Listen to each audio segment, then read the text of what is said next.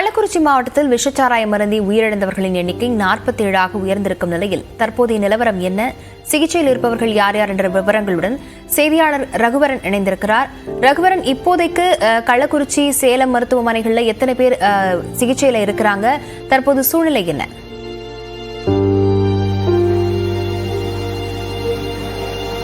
கள்ளக்குறிச்சி மாவட்டத்தில் விஷசாராயம் குடிச்சு பலியானவர்களின் எண்ணிக்கை தற்போது 47 உயர்ந்திருக்கிறது. நேற்று இரவு மட்டும் பார்த்தீங்கன்னா கிட்டத்தட்ட ஒரு 8 பேர் உயிரிழந்திருக்கிறாங்க. குறிப்பாக இப்போ நாம் இருக்கக்கூடிய பகுதி கள்ளக்குறிச்சி அரசு மருத்துவக் கல்லூரி மருத்துவமனையில் தான் இருக்கோம். இந்த அரசு மருத்துவக் கல்லூரியில் தற்போது 66 பேர் மற்றும் சிகிச்சை பெற்றிருக்கக்கூடிய நிலையில் அதில் 33 பேர் தீவிர சிகிச்சை பிரிவில் இருக்காங்க. குறிப்பாக தீவிர சிகிச்சை பிரிவுனா அவசரகால வெண்டிலேட்டர் உதவியோட அவங்க சிகிச்சை பெற்றுட்டு இருக்கிறாங்க. இதே போன்ற ஜிப்மர் மருத்துவமனை, சேலம் மருத்துவமனைகளிலும் இந்த சிகிச்சையானது தொடர்ந்து நடைபெற்றுக் கொண்டிருக்கிறது.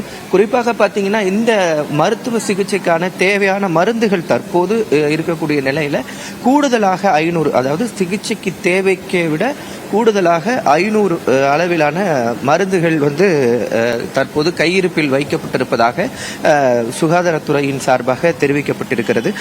ஏற்கனவே பார்த்தீங்கன்னா அந்த கள்ளக்குறிச்சி பகுதியில் எந்தெந்த பகுதிகளில் விஷசாராயம் குடிச்சார்களோ அவங்கள வீடுதோறும் சென்று, ஏன்னா எந்த விதமான ட்ரீட்மெண்ட்ல டிலே இருந்துடக்கூடாது அப்படின்றதுக்காக வீடுகள் தோறும் சென்று இந்த சிகிச்சையானது அந்த மக்களை அழைத்து 32 பேரை அழைச்சிட்டு அவங்களுக்கு இந்த ட்ரீட்மெண்ட்லாம் கொடுத்தாங்க. இப்போ கூடுதலாக அந்த யார் யாருக்கு இந்த சிகிச்சை தேவைப்படும், அவசரகால சிகிச்சைக்கு பிறகு அவங்களுக்கு எது போன்ற சிகிச்சைகள் எல்லாம் தேவைப்படும் என்பது தொடர்பான சிகிச்சைகள் ஒரு புறம் இந்த மருத்துவக் கல்லூரியில் தொடர்ந்துட்டு இருக்கு.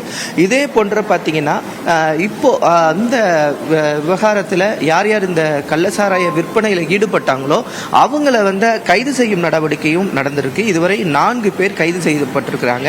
4 பேர்ல அனைவரும் நீதிமன்றத்தில் ஆஜர்படுத்தப்பட்டு சிறையில் அடைக்கப்பட்டிருக்கிறாங்க. எது போன்ற கள்ளசாராயம் இவர்கள் விட்டுறாங்க, அவங்களுக்கு இந்த மெத்தனால் அப்படின்னு சொல்லக்கூடிய இந்த மருந்தானது அவர்களுக்கு எப்படி கிடைத்தது போன்ற விசாரணை எல்லாம் தொடர்ந்து ஒரு புறம் நடைபெற்று வருகிறது.